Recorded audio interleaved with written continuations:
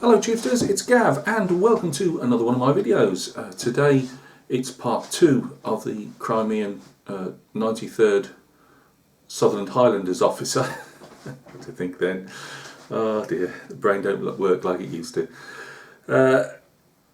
I'm going to do just like the bust. I've decided whenever I'm doing these display figures, there's enough small bits of content that I'll put up videos as and when I think it's worth putting a video up.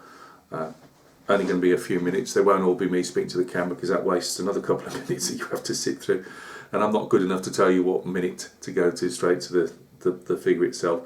But I'm as I look around again, just in case anybody hasn't seen the other ones, that's what I'm painting. Obviously it's not going to look as good as that, but yeah, I've done majority of the work on the kilt, and there's still bits to go on it. I've noticed at least one highlight. I haven't put any of the black lines in, whatever you want to call it, what the technical word is. But I've done some highlighting, some shadows and stuff. And I just thought I'd actually go through how I did the kilt. It might be useful to anybody else, whether you could even put it down to a War Games figure. I've actually got some 18mm Highlanders to do. I believe Black Watch Highlanders. To do in AB after this next commission for a different client, so it's all kilts at the moment, but obviously not to the not to the involvement of this one. So join me at the bench, guys. We'll take a look at this kilt. It's just a kilt. There's some base colours on the sporran and the spats or gaiters, whatever you want to call them, and the hose, the socks. Just some base colours on there, so you know there's nothing to really look at there. But it was just finishing the night off, and I just wanted to see how they looked with the base coat on them. So join me at the bench, and we'll take a quick look. Right, guys, as usual, I'm now grubbing around looking for some type of pointy stick. Right, let's get into the kilt. Right, obviously this is really close up. Some highlights will be dulled down with some more washes. Some highlights might be brought up. So it's still a work in progress, but I've got roughly what I wanted to see on there. What I've originally done was I put a base colour down. In this case, it was olive grey from Vallejo. Now I have decided I'm probably going to actually paint. Whether I do the face, I don't know, but the entire rest of this figure will probably be done in acrylics. So I've gone back on what I said already. Now oh goodness, olive grey. It won't. You might need to put a bit of black in that. I've left it as a base colour because I just wanted to have something to work on top of. I then put a bit of black in it, and that gave me. When I came to paint it, the darker squares there. Now, how I actually went about doing it all was so I gave a couple of coats of the olive grey. I then measured out roughly. I took one, or I saw how the box artist had done it, and I went for. You need a marker point really, so I decided. Where the kilt goes round slightly, so this stripe here from the blue down, that's a nice more or less straight line. Yeah, I know it bunches up in amongst all the frills of the kilt there, but from there to there we've got our straight line really. That gives us an aiming point. I then roughly, tried to, I'm saying roughly because it's me measuring, but where are we? Here we go. I measured gave myself a measurement on a piece of paper. Now you could do it, if you can wrap it round, you could do it all the way round. I just did one. Put that down, marked it with I'm using black grey paint, so I marked it with that, and then went round marking the base area of the kilt there. I then went up in stages and made more aiming points. So sorry, I'm not doing this very well. So I put my 2 dots there, and then another couple of dots, and then another couple of dots, and each of those gave me just an aiming point with my with my paintbrush. Now if you're good, you could use one of those AK weathering pencils, anything like that, but to be honest with you, doing it this way, the kilt is flowing anyway, so it doesn't have to be absolutely straight. So that gave me my lines up the kilt just at the front, because at the back here with all the pleats, it really is, you just really have to do eye work with that really. In fact, the back will need dulling down a bit more yet. So that gave me those going up, and then my horizontal lines, I did the same thing, just with my little bit Dewberry here, and then went up the side there again, because that's a nice straight edge really to work from, and went across, doing the little dots again. So you're just joining the dots up, and that'll give you your grid pattern more or less. This side's slightly harder, and I'm not a good enough artist yet to absolutely replicate the flow of where I've done my best. So you might struggle slightly with that, but we've all got to learn, including myself. So we've done that, and then I come to my paint colours, which, to be honest with you, that's really going to have to be down to you. I've used that grey, olive grey, to do some of the darker squares, these squares.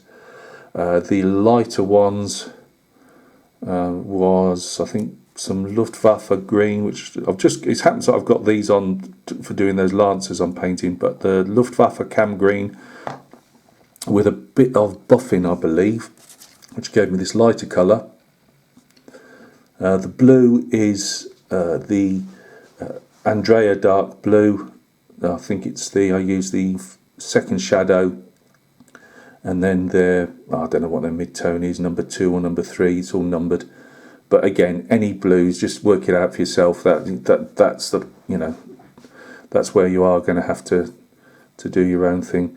The square up here is on this level seems a bit bigger, so I'm going to have to probably cut that down slightly and show a bit of the next colour up, just to shorten that very slightly on that ridge maybe. Just noticed that. It's the first time I picked the figure up since last night.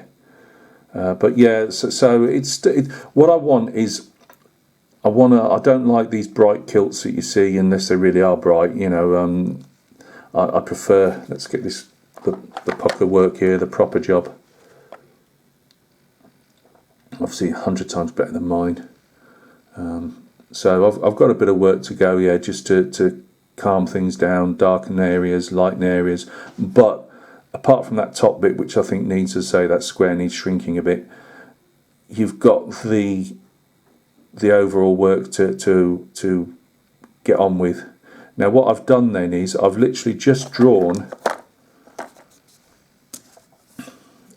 across in each box, but making sure it roughly, because again it's going to flow with the quilt, so it's not going to be a dead straight line across, because it has to flow up and down with the movement of the material. So you can get away with drawing one to another and you just fill the little boxes up with the crosses. Now that's not to say that, I've looked at some pictures of the tartan and there might be a couple of extra lines in there. It's just that's as much artistically as I'm going to go for. That's it for me.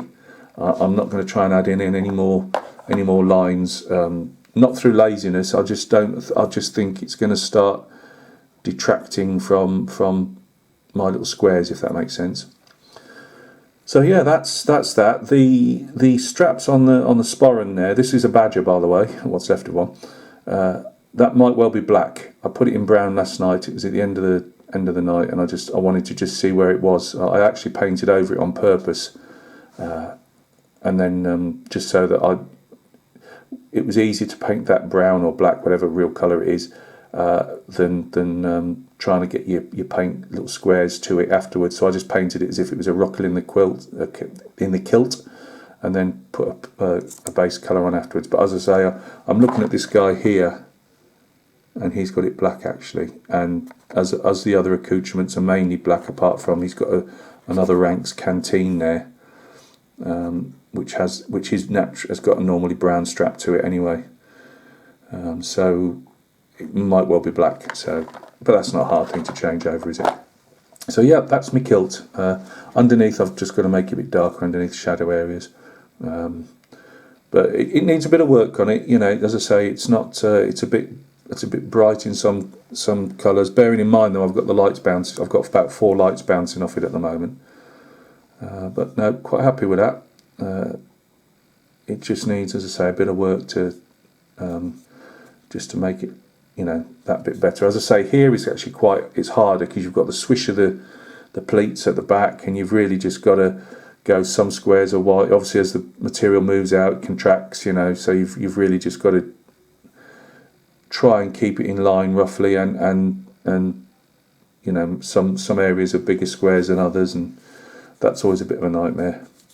But I've deliberately tried to keep it, which is why I'm not using standard black, say like this, as the lining, because it would just stand out too dark for me. It would be too black. I wanted it quite subdued. I think that also helps cheating in a way. You know, you can see the lines are there, but they're not overly powerful. You know, they don't stand out too much. So thank you very much for stopping by and taking a look. As I say, tonight's work will be trying to sort this out. I need to get back on my 1 in 35 scale Pink Panther actually, because I've only got a bit to go before finally get some paint on that. But yeah, the kilt's, you know, I would say 2/3 there. It'll just need an hour or so, just bimbling around it, you know, until you're happy with it completely. And then I wanted to actually get all the complicated bits done. You know, let's face it, kilts terrifiers or plaids, if they're the plaid is a larger. Kilt's a smaller. Tartan plaid is the one when you see it comes over the soldier's shoulder, and that is one great big piece of tartan that they climb into, well, roll round them and put over. But it scares a lot, you know, it scares most of us, whether it's on a War Games figure or a larger figure. So yeah, that's I wanted to get that done and get these. These are also these hose here with the that's always fairly difficult, I find. So yeah, I want to do that to say it's out the way. If I can do the quilt and do the hose, as in socks, then rest of it, apart from the face, should be fairly standard. So thanks a lot, guys. Sorry I'm rambling, but it's interesting talking figures. To me it is anyway. So look after yourselves, and we'll catch each other very soon on another video. Cheers.